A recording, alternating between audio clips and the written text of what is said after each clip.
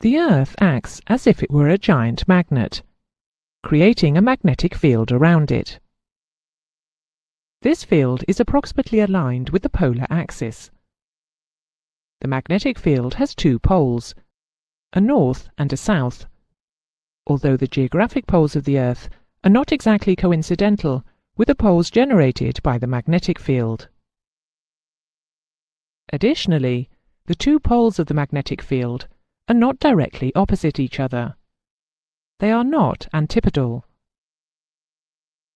A freely suspended magnet will align itself to the Earth's magnetic field, so that the north-seeking end of the magnet will indicate the direction to the north part of the Earth's magnetic field.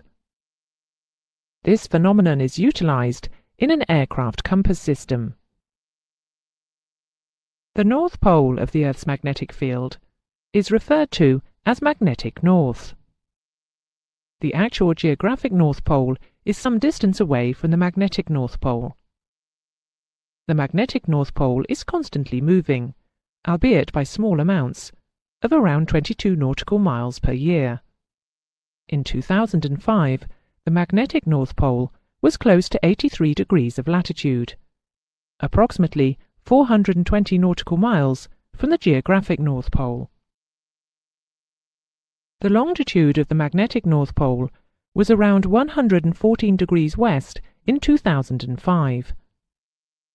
This places the Earth's magnetic North Pole amongst the Queen Elizabeth Islands in northern Canada.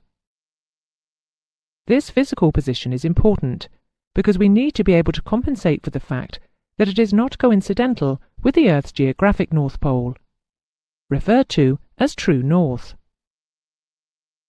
The difference between true north and magnetic north has an angular value. This angular value is referred to as variation.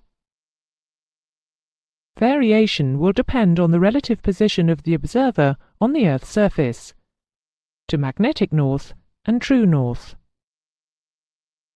Variation can vary from 0 to a maximum of 180 degrees.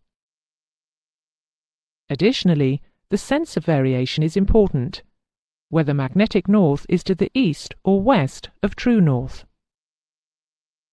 As the magnetic North Pole is constantly moving, variation also changes.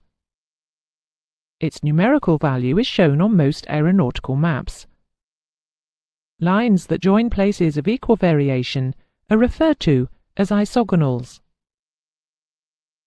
Isogonals that indicate 0 degrees variation are also referred to as agonic lines.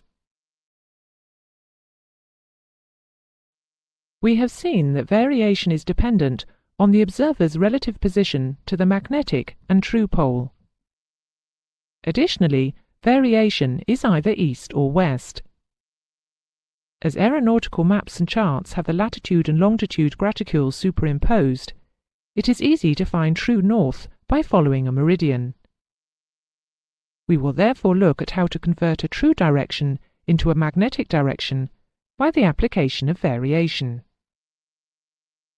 This picture shows a route from Oxford Kidlington Airport to Ledbury. To measure the true direction, we can simply align a protractor with any meridian and read off the angle along the protractor's edge. This will indicate a true direction because the datum used is true north. In this example, the track is 286 degrees true.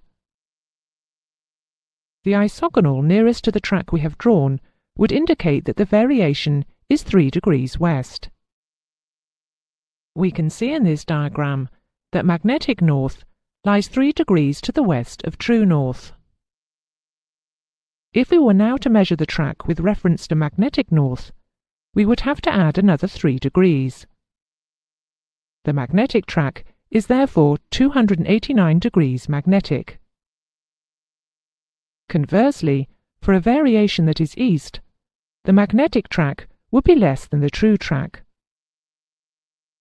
In the diagram, the true track is 090. The variation is 5 degrees east. As magnetic north is east of true north, the magnetic track is less than the true track. we need to subtract 5 degrees of variation. So the magnetic is 0.85 degrees. A convenient way to remember how to apply variation is to use the following rule. Variation west, magnetic best. Variation east, magnetic least.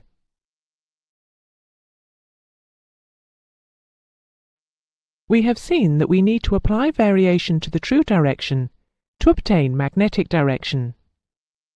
This is important as compass systems usually use magnetic north as a reference. Use the nearest isogonal to determine the value of variation, or interpolate between two isogonals. Apply variation to true by adding if west and subtracting if east to obtain magnetic direction.